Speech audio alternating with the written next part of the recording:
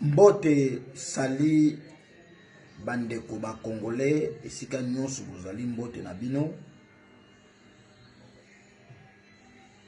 Là maintenant naye ko répondre ou naye ko loba encore na mwana oyo Ibrahim, petit frère Ibrahim. Donc pour na yo vi na yo omoni ke okoki kozoba kaka ba congolais. Ibrahim yo oko confecté okoloba solo tango justice ko frappé yo. Et puis maintenant là tu dois comprendre que vous êtes manipulé. Et pas ya bato moko bayi politique moko nde bazo ko utiliser yo et na yo na de l'autre là, le voleur là de soi-disant Emmanuel Kabila. Ibrahim ozoko yoka sonité, ozoko yoka sonité na tu ba costume na yo wano lati oya koleka lisusu na média pour être ozoba encore ba congolais pour continuer encore de parler au nom de Musée. Vraiment je demande na ba autorité congolais bokanga Ibrahim, parce que Ibrahim bazela kiyo na parquet oyakite o kimaki. Ambassadeur Mugalou, il était na parquet au Kimaki, c'est pour cela Bachieyo na compte na vendredi. Mais pourquoi vous êtes en train toujours de mentir aux Congolais?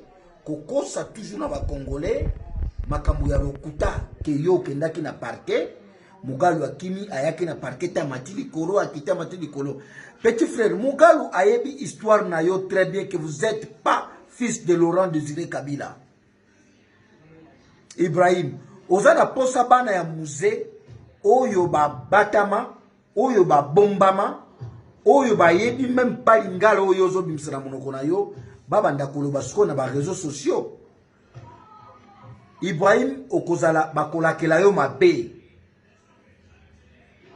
les qui sont qui ozo continuer toujours na lokuta na mensonge ya ko parler sur que vous êtes fils de Laurent Désiré Kabila. Et courage oyo zana yango wana ya koloba ete ADN basa la biso ADN toyeba tata na biso be petit ozandoki Ibrahim ozandoki ba politicien o bazoko kosa yo et que o salir Joseph Kabila petit tango kozala na boloko yo pe okosala vidéo ya kobenga ete oyoki bazotoke yo porte et puis yeba ngo boloko yo kokota Ibrahim boloko wana okusilisa vino mobima na kati ya boloko wana pona lokuta na mensonge oyo zolinga kokosa na mwana ba peuple congolais. Ibrahim yo za mwana Kabila ya wapi? Yo Ibrahim oza mwana Kabila ya wapi? Un petit convoyeur. Comment yoki koya na famille ya bato état que travailleur? État que travailleur. Et ozolo bape ke tante nangai, maman nanga tante nanga kibawa, amandaki kubenga nga fils na ye, tout ça. Mais petit, yo ozobo sanatangu tokanga kayo na kasumbalesa. Ibrahim. Ozobo sanatangu tokanga kayo na kasumbalesa, to benga mama kibawa, awangana ayebi yote ayebi yo état que convoyeur, chauffeur, ya mutuka na ye. Et bébé kibawa nde moto ya yokelaka yo mawa ayaka kosenge toto libéré yo.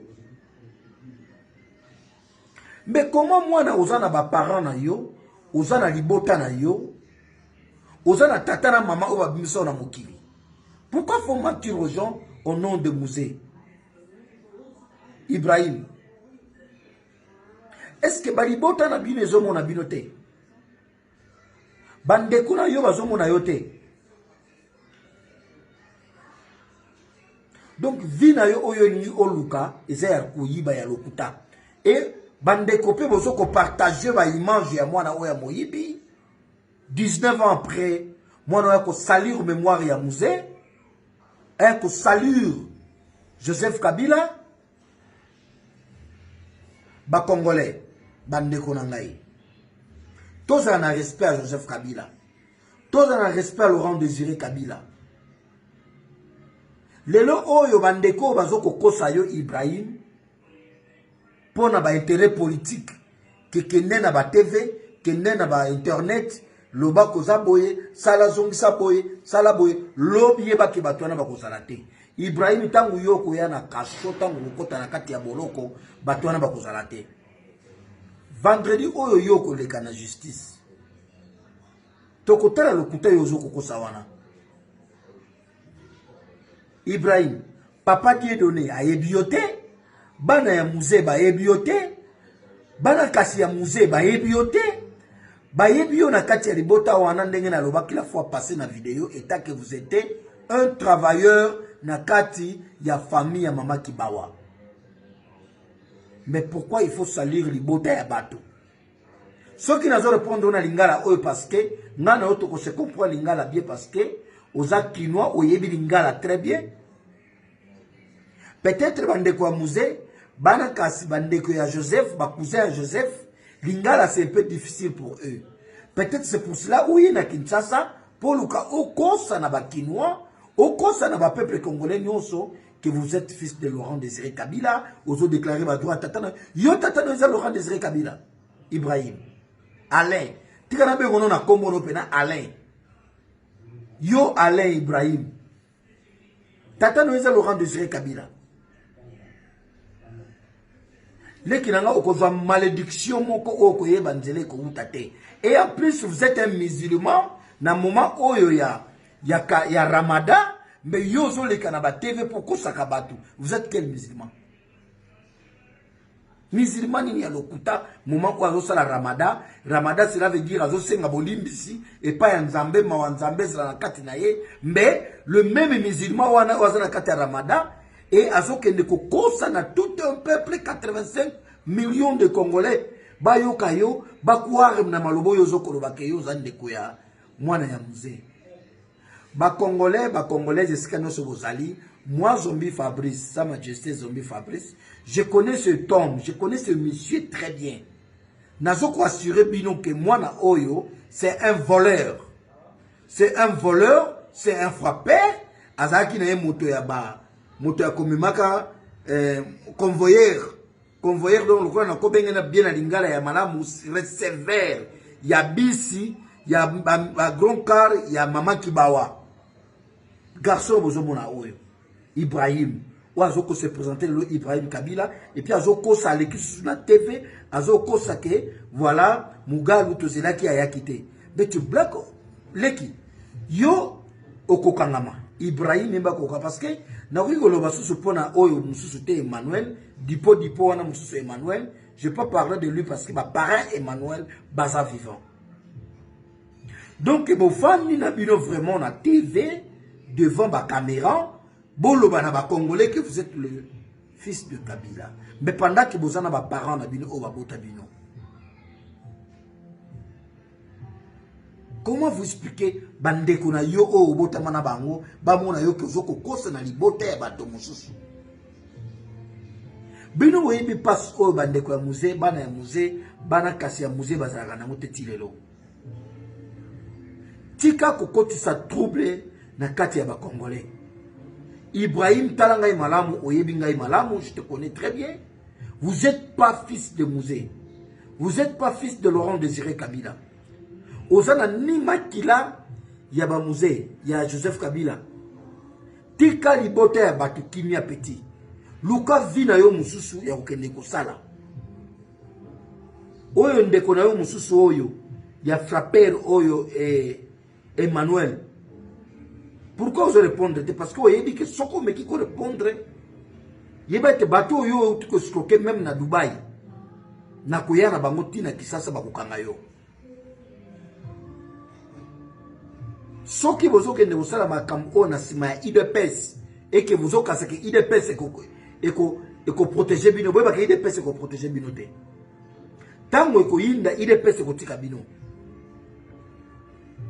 beaucoup takana lo yenge wana bozokota avec les gens de IDPS o bazoko ko sabino que no bole kana TV bo salir Joseph Kabila trop c'est trop Ibrahim Okokangama bande konanga no se sika bozali ya ba diaspora partout où vous êtes ce n'est pas fils de Laurent Désiré azali mwana ya Laurent Désiré Kabila te botika kokwar na yango botika kondima ete makambo ba déclaration mwana mobali oyo azoko sala na télévision ezali ya solo te ezali ya lokuta ezali makambo ya lokuta azali mwana ya Kabila te